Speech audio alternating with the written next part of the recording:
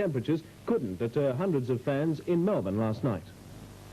Thunder, lightning, hail and pouring rain made no difference to an estimated 600 fans of former Beatle Paul McCartney and his group Wings.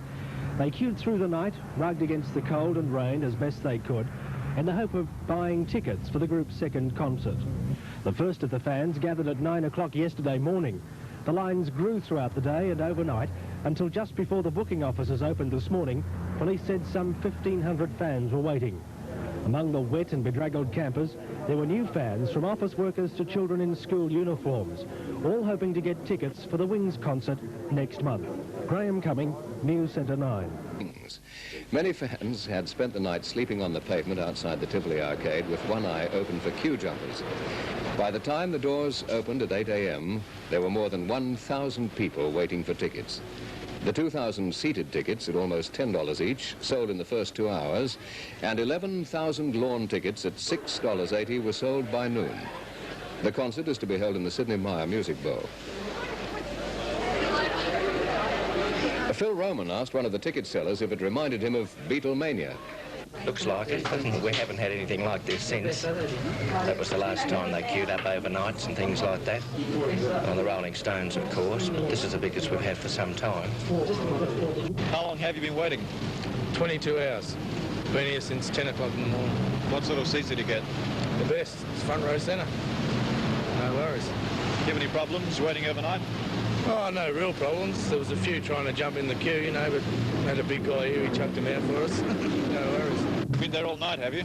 Yes, just about. I don't know if it was worth it or not either. You managed to get tickets, did you?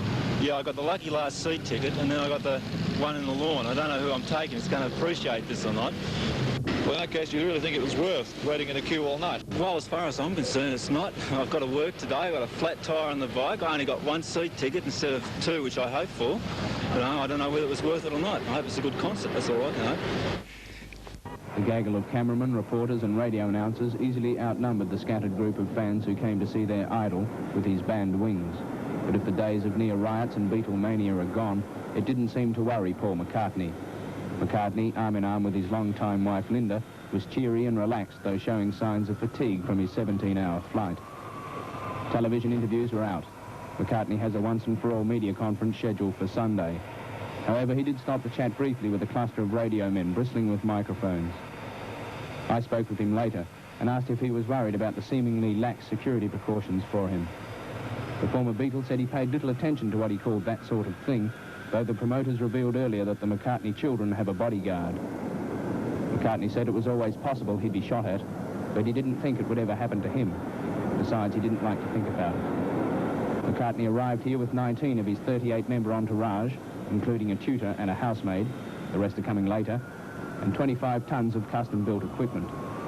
He says the sound established control over the conference. What is the chances? There's been a lot of talk of the Beatles getting back together for one last concert for all this.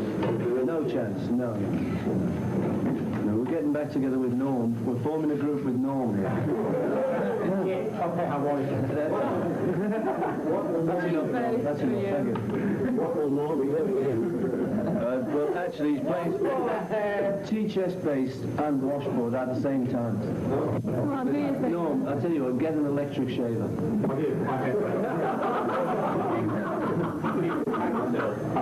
No, I know, it's terrible, isn't it? I know. Would you encourage one of your children to go into the overnight sensation world of, the music industry? Yes, I would, Norman. Disneyland. No, all right. Are you being serious? Yeah. Oh, yes. You know it. Oh, good, yeah. I thought you were, yeah. Well, if they wanted to, Norman, I would let them. I suppose anyway, if they didn't do too good, they could always open up a sandwich shop using your name, like Paul McCartney's son's take McDonald's hamburgers. McDonald's hamburgers. That's it, you got it. Except that fruit shop of yours didn't do too good in London, but did it? No, the McCartney fruit shop. No, Apple did do too good. No, Apple, oh no.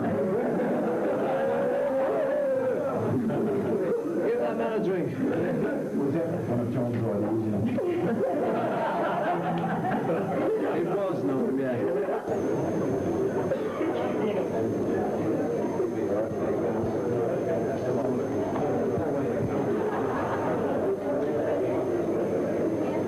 Hey, Norm. Hey, this I believe. Oh. Mr. McCartney and Mrs. McCartney, how do you do? Yeah, that's it. Yes. Very responsive. How hard was the transition to you? Terrible, wasn't it? Very easy. How good. Is he a good friend, man? He sure is the best. Best in town. You find, it must be difficult, like Mrs. McCartney, being married all day, the two of you. It's a bloody drama. All day, eh? Yeah, and then at night having to perform together on stage. You find that difficult? Well, we're about to have a fight on stage one night. Yeah. Look out. Well, you ever feel that sometimes you like to say, not tonight, thanks, darling, I've got a headache? Not tonight, Joe. I suppose they'd slow hand clap you if you did that.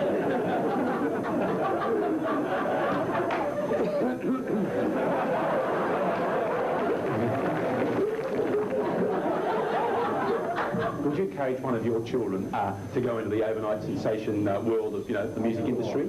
Well, if they wanted to, Norman, I would let them. I suppose anyway, if they didn't do too good, they could always open up a sandwich shop using your name, like Paul McCartney's son's takeaway foods. Except that fruit shop of yours didn't do too good in London, but did it? No, the McCartney fruit shop. Yeah, no. Oh, yeah. Apple. Didn't do too good. No, Apple. Oh, no. Give that man a drink. Is that one of John's ideas, It was, Norm, yeah. Well, there are two sides to every story, but, I've heard that he was, the other people used to get a bit annoyed because Mr. McCartney used to invite them over for long, boring slide evenings. Yeah, I know, yeah. When you did that LP, Abbey Road, was there any truth in the rumour that you were dead? Not much, Oh, they're happy. Not really here. No. No. Oh, no, he's here. I'm talking to him and everything. I think he's on drugs, the leak attacks. Did you ever have Beatlemania, Mrs. McCartney? Constantly. Oh, which one of them was your favourite? Before you were related or anything, Mick Jagger. Was it? Mick Jagger. There you are. I think she got him on the rebound. The marriage is okay, bud, isn't it? The marriage is okay. Well, it's all right, but you're not helping, Norm. It's funny, you don't look Japanese.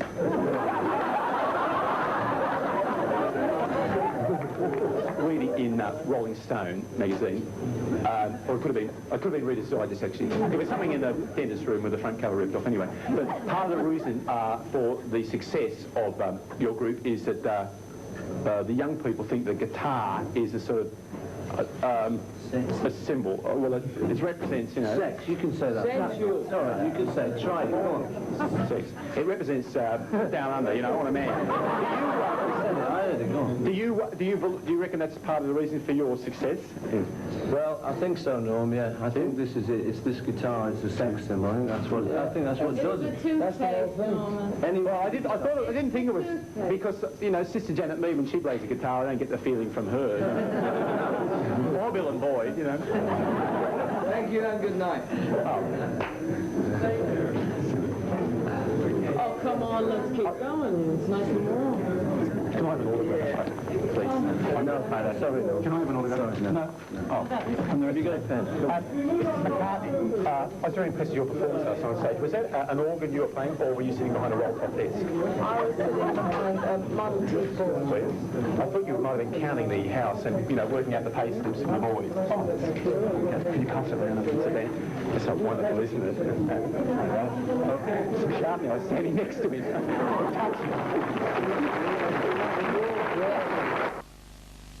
Going so far. Thank you, Chief. How are you? Great, thanks. Hi, love. How are you? I'm very well. All right. Looking good. Ready to have gone so far at all? Thank you very much. Yeah, it's going great. Smashing so far, yeah. Better be good in Sydney. How do you feel about the tickets selling it up to $85 down here? Terrible. Knock them down. Yeah. We don't sell them at that price. An extra concert, Paul. No, I don't think so. It's a pretty tight tour and stuff. Why is that, Paul? That's not all. You're welcome. Quickly, you surely could give us another concert. Yeah, but they fixed it all up already, I worry you that a lot of your fans will be disappointed. Well, yeah, but what can you do, I'm only the singer. I just come along and sing. They book the tours, I don't book them. But we are doing a television show. Yeah, we'll do a They are gonna TV thing, film so one, so hopefully the those people who've missed the show, you know, who want to go. Oh, great. Hello, Perth, Sydney. Adelaide, fabulous. Hello, Sid. News conference in Sydney, Paul. I don't know. I don't think so. I think this is it. Speak to Paddy. Won't you be having an official news conference? We've Well, done it. We did it in Perth. we did. National. Perth, is it? Over there. That was the first in 4 years. Now listen, lads, don't give Paddy a hard time. She's having a Be baby. nice to Paddy. Give the kid a chance. Be nice to Paddy. You If never you knew know. what you know now, would you, and you were struggling away in Germany, would you do it all again? No. Would you? Oh, yeah. No regrets at all? Absolutely none, no. That's good. I'd even come to Australia again. Oh, well, can't I tell love you it. more than that. Let's go over to Paul. He'll tell you all about it, all right? Hello, this is Paul McCartney and a various press conference here with lots of Aussies and all sorts of people around us. I'd like you to just sit back and relax and let go. Over to you. Paul, you've been accused of being the heavy in the Beatles breakup. Do you think you deserve that title? No, I think really what happened was when the group broke up, you know, I kind of was trying to keep hold of the money that the group had earned, you know, and there was a manager in there at the time who was trying to take it off us. And so in trying to, you know, keep hold of the money, I had to sue the other chaps, and I couldn't sue the manager. So that's where I got the reputation of being heavy. But the others now thank me because we managed to save a bit of the money, you know. So you are friendly with the other chaps, though? Kissing cousins. I see. Well, there's been a lot of talk and rumours of the Beatles getting back together again for one last concert. What are the chances? No chance, no. Linda, during that initial time of the Beatles breaking up, there was a lot of criticism thrown at Paul, but there was also a lot of criticism thrown at you by John and Yoko about you being involved in recording sessions. Do you think in turn that Yoko should have been involved in the recordings with John? Well, I think anybody can record if they want. There's a lot of friction, a lot of playing people against each other. I mean, in truth, we're quite good friends now. I think it was like, you know, the Beatles had broken up, and I think they probably would have broken up anyway. And it was like, you know, looking for something to blame, really, you know. I see. Well, Linda, who asked who to join the band? Did Paul ask you to join, or did you ask Paul? I don't know, you know, I just asked her one day, I said, you know, would you fancy being in a group and stuff? You know, when the curtain comes up and there's all people there, would you think you'd like that? Yes, I am. Was it hard at the start? Yes, very hard at the start, but not at the finish. Well, why do you continue the grind of touring? Why don't you take a more passive role? I don't know, really. Give us a chance, you know, a couple of years, I might be well passed out even. But I like singing, you know, I like playing with the group and stuff, and playing with people like Jimmy and stuff. And Joe and Kenny and Charlie and Norm. Do you make much money out of a tour like this? It's not easy to make money on a tour like this because we take a big show around, you know, and with people like Norm around, it's pretty difficult, you know, but... yes, but Didn't you hear your foot? I think probably the tour's worked out to maybe make some money in America. I see, and on a thing like that, is there a chance perhaps you may do a live album on this tour and release it? We might do, you know, we record a lot of the concerts, and we haven't really thought of putting out a live one. We might do, yeah. And Paul, what is your favourite album as far as Wings is concerned? Wings? I don't know, really. Venus and Mars? Finally, Paul, how would you like the world to remember you? Ooh, with a grin.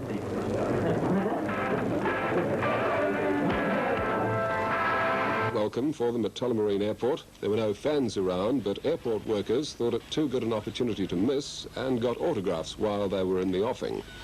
McCartney has just been told that a planned tour of Japan, scheduled to follow his Australian tour, had been cancelled because of a conviction in Britain for possessing cannabis.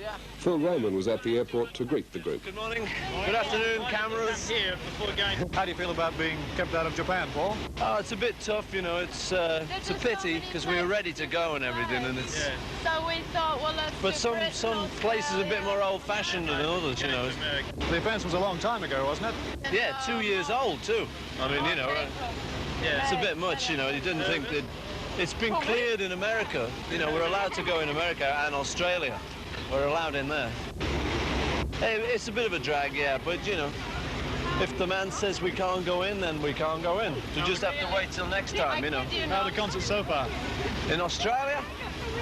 Great. Fantastic. Has the tour Yeah, been, really. has the tour been a success?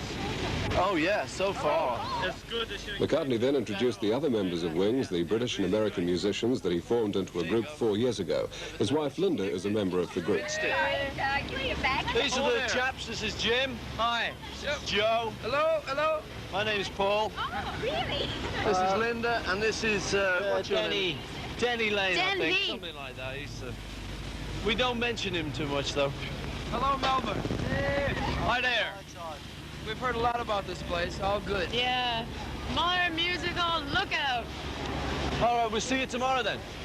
See you at the show. Bye. Wings will give 2 Melbourne concerts tomorrow night and Friday night. An exclusive interview with superstar Paul McCartney, and already thousands of fans have gathered at the Myer Music Bowl to cheer their hero at tonight's sellout concert. Meanwhile, waiting for a glimpse of the pop idol Paul McCartney. It is now 11 years since McCartney first came to Melbourne with the Beatles.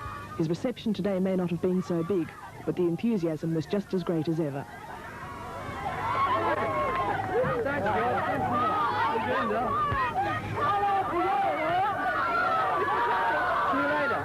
Yeah. You know, some of the kids have been waiting here all night to see you. Yeah, what'd you say?